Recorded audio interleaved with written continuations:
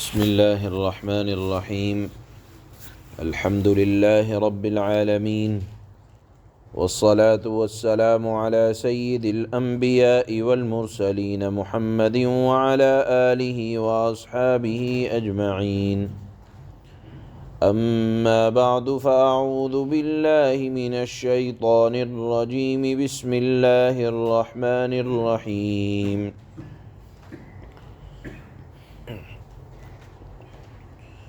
وَإِنَّ مِنْ أَهْلِ الْكِتَابِ لَمَنْ يُؤْمِنُ بِاللَّهِ وَمَا أُنْزِلَ إِلَيْكُمْ وَمَا أُنْزِلَ إِلَيْهِمْ خَاشِعِينَ لِلَّهِ لَا يَشْتَرُونَ بِآيَاتِ اللَّهِ ثَمَنًا قَلِيلًا أُولَئِكَ لَهُمْ أَجْرُهُمْ عِنْدَ رَبِّهِمْ إِنَّ اللَّهَ سَرِيعُ الْحِسَابِ صدق اللہ مولانا العلی العظیم۔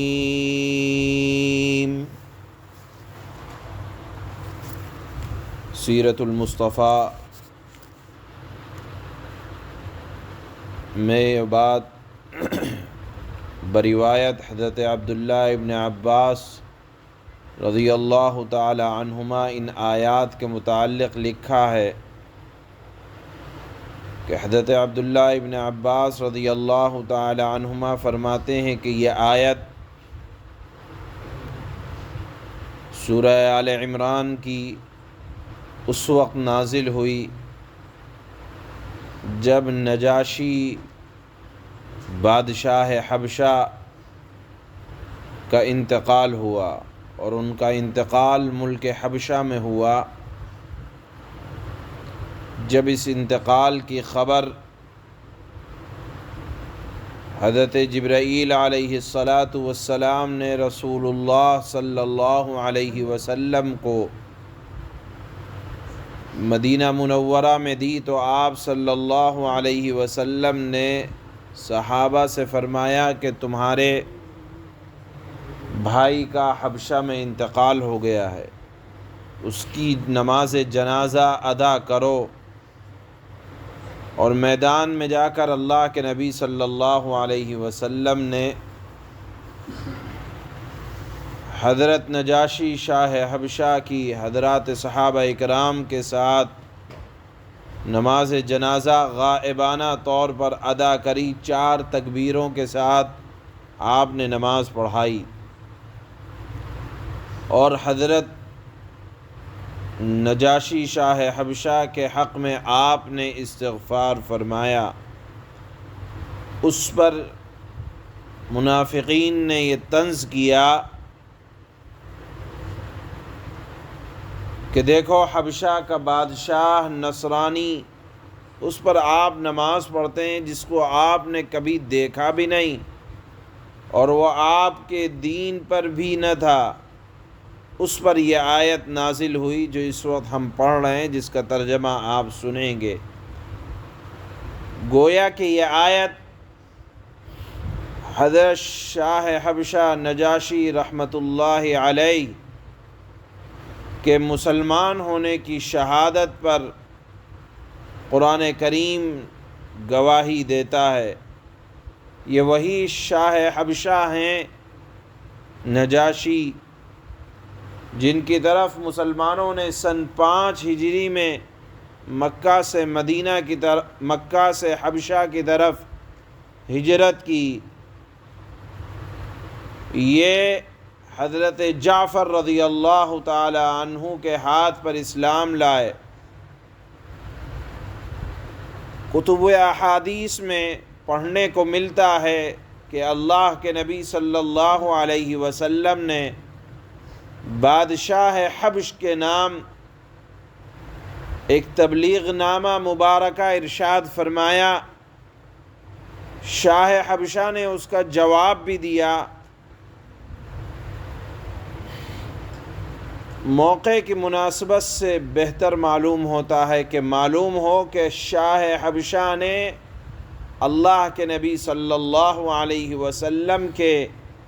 والنامے کا بڑا استقبال کیا، اور جیسے ہی اللہ کے نبی صلی اللہ علیہ وسلم کا خط حبشہ کے بادشاہ کو ملا، فوراً اپنے تخت سے نیچے اترا، اور اس اترنے کے بعد اللہ کے نبی کے خط کو اپنی آنکھوں سے لگایا، اور پھر کہا کہ میں آپ کی ذات پر ایمان لاتا ہوں۔ اللہ کے نبی صلی اللہ علیہ وسلم نے جو والنامہ حبشہ کے بادشاہ کی طرف، جو کہ نصرانی تھے، جس کا مضمون یہ تھا کہ حمد و ثنا کے بعد اس خدا کے سوا جس کے سوا کوئی معبود نہیں، جو حقیقی بادشاہ ہے، تمام عیبوں سے پاک ہے، امن دینے والا ہے، سب کا نگہبان ہے، اللہ کے نبی نے لکھوایا کہ میں گواہی دیتا ہوں کہ عیسیٰ ابن مریم یہ روح اللہ ہیں، اپنی خاص روح اور نفس سے اللہ تعالیٰ نے ان کو پیدا کیا، جیسے آدم کو اللہ نے اپنے قدرت سے بغیر ماں باپ کے پیدا کیا، ایسے ہی اللہ تعالیٰ نے حضرت عیسیٰ کو روح سے پیدا فرمایا۔ پھر فرمایا کہ میں تجھ کو اللہ کی طرف بلاتا ہوں جو وحدہ لا شریک ہے، اور اللہ کی اطاعت و فرما برداری کی طرف دعوت دیتا ہوں اور اپنے اتباع کا حکم دیتا ہوں۔ اور فرمایا، اس میں لکھوایا کہ اللہ کی طرف سے میرے پاس قرآن آیا ہے، نازل ہوا ہے، میں اس پر ایمان لانے کی دعوت دیتا ہوں۔ بہرحال یہ خط لے جانے والے حضرت عمرو بن امیہ ہیں۔ نجاشی شاہ حبشہ نے اللہ کے نبی صلی اللہ علیہ وسلم کا والنامہ اپنی آنکھوں سے لگایا، تخت شاہی سے اتر کر محض ایک خط کے احترام میں تخت شاہی چھوڑ دیا، زمین پر بیٹھ گیا، اسلام قبول کیا، حق کی شہادت دی، اور کہا کہ میں گواہی دیتا ہوں، قسم کھاتا ہوں کہ آپ وہی نبی امی ہیں جس کے بارے میں حضرت عیسیٰ علیہ السلام نے ہمیں اطلاع دی تھی۔ اور پھر ایک خط لکھوایا جس میں اپنے ایمان کا اظہار فرمایا، اور فرمایا کہ میں اپنی ذات کا مالک ہوں، اگر اشارہ ہو تو میں خود حاضر ہو جاتا ہوں۔ اور پھر فرمایا کہ یا رسول اللہ، آپ نے جو کچھ حضرت عیسیٰ علیہ السلام کے بارے میں فرمایا ہے وہ بالکل حق ہے، سچ ہے، اور میں آپ پر ایمان لاتا ہوں۔ روایات میں آتا ہے کہ نجاشی شاہ حبشہ نے ایک کشتی میں اپنے بیٹے کو حبشہ سے 60 آدمیوں کی معرفت روانہ کیا، لیکن افسوس کہ وہ کشتی راستے میں ڈوب گئی اور پھر ملاقات نہ ہو سکی ان کے بیٹے کی اور حبشہ کے لوگوں کی، اور شاہ حبشہ ہی میں رہے اور ملاقات ثابت نہ ہو سکی۔ رجب سن 9 ہجری میں جب شاہ حبشہ کی وفات ہوئی تو جس روز ان کا انتقال ہوا، رسول اللہ صلی اللہ علیہ وسلم کو مدینہ منورہ میں ان کی وفات کی خبر دی گئی۔ میدان میں اللہ کے نبی نے صحابہ کو جمع فرمایا، ان کی نماز جنازہ ادا کی گئی۔ حضرت عائشہ صدیقہ رضی اللہ تعالی عنہ فرماتی ہیں کہ نجاشی کے انتقال کے بعد ہم یہی سنتے رہے کہ ان کی قبر پر نور دیکھا جاتا رہا۔ اس سے بھی صاف ظاہر ہے کہ وہ صاحب ایمان تھے، اور اللہ کے نبی صلی اللہ علیہ وسلم نے ان کی نماز جنازہ غائبانہ طور پر ادا کی۔ یہاں اللہ تعالیٰ نے ان کے صاحب ایمان ہونے کی گواہی قرآن کریم میں دی ہے۔ ایک مسئلہ جو ضمنی طور پر ہے وہ یہ کہ احناف اور مالکیہ کے ہاں غائبانہ نماز جنازہ درست نہیں، اس لیے کہ جنازے کے لیے ضروری ہے کہ سامنے موجود ہو، اور رہ گئی بات شاہ حبشہ کے نماز جنازہ کے ادا کرنے کی، تو جس طرح اللہ نے اپنے حبیب صلی اللہ علیہ وسلم کو ان کے انتقال کی خبر دی تو اللہ تعالیٰ نے درمیان سے تمام پردوں کو ہٹا دیا اور جنازہ اللہ کے نبی صلی اللہ علیہ وسلم کے سامنے کر دیا گیا۔ ایک جواب تو یہ دیا جاتا ہے۔ دوسرا جواب یہ ہے کہ شاہ حبشہ کی اللہ کے نبی صلی اللہ علیہ وسلم نے نماز جنازہ جو ادا فرمائی وہ آپ کے خواص میں سے تھا یا حضرت نجاشی شاہ حبشہ کے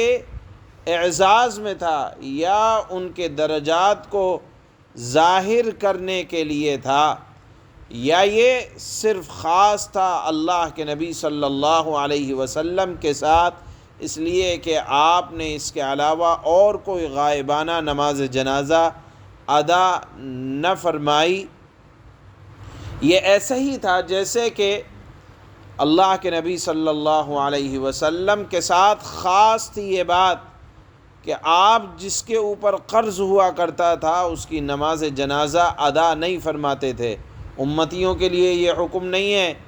کہ اگر کسی نے کسی کا قرض لے رکھا ہے اور اس کا انتقال ہو گیا تو اب یہ کہے کہ اس نے قرض لے رکھا تھا، میں نماز جنازہ نہیں ادا کروں گا، اس لیے کہ اللہ کے نبی صلی اللہ علیہ وسلم قرضدار کی نماز جنازہ جس کے اوپر قرض ہوا کرتا تھا نہیں ادا کرتے تھے تو ہم بھی نہیں ادا کریں گے۔ تو یہ حکم خاص ہے اللہ کے نبی صلی اللہ علیہ وسلم کے ساتھ، امتیوں کو حکم ہے کہ نماز جنازہ اپنے بھائی کی ادا کرو۔ بہرحال احناف اور مالکیہ کے ہاں غائبانہ نماز جنازہ کا حکم نہیں ہے اور شوافع کے ہاں ہے۔ یہ ایک علمی بات تھی جو یہاں ذکر کی گئی۔ بہرحال یہاں اللہ تعالیٰ نے حضرت نجاشی شاہ حبشہ کے ایمان کی بات فرمائی ہے، اور اللہ کے نبی نے جو ان کی نماز جنازہ ادا فرمائی اس پر منافقین نے طنز کیا کہ دیکھو نصرانی پر اللہ کے نبی نماز جنازہ پڑھ رہے ہیں، تو اللہ نے فرمایا کہ وہ صاحب ایمان تھے، ان کا ایمان تھا حضرت عیسیٰ علیہ السلام کی ذات پر بھی، اور پھر جب جناب رسول اللہ صلی اللہ علیہ وسلم نے ایمان کی دعوت ان کے سامنے پیش فرمائی تو انہوں نے اس کو قبول فرمایا۔ اللہ فرماتے ہیں وَإِنَّ مِنْ أَهْلِ الْكِتَابِ لَمَنْ يُؤْمِنُ بِاللَّهِ وَمَا أُنْزِلَ إِلَيْكُمْ وَمَا أُنْزِلَ إِلَيْهِمْ خاشعين لله لا يشترون بآيات الله ثمنا قليلا أولئك لهم أجرهم عند ربهم إن الله سريع الحساب۔ اور بے شک اہل کتاب میں بھی، یعنی جن کو اللہ تعالیٰ نے آسمانی کتاب دی ہے، ان میں بھی ایسے لوگ موجود ہیں جو اللہ کے آگے عجز و نیاز کا مظاہرہ کرتے ہوئے اللہ پر بھی ایمان رکھتے ہیں،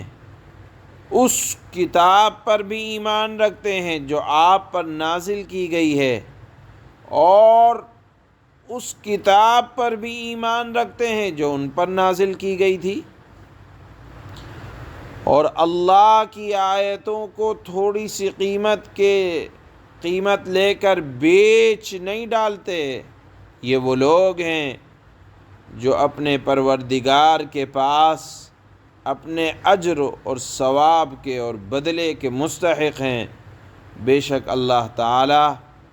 حساب جلد چکانے والا ہے۔ سبحان اللہ۔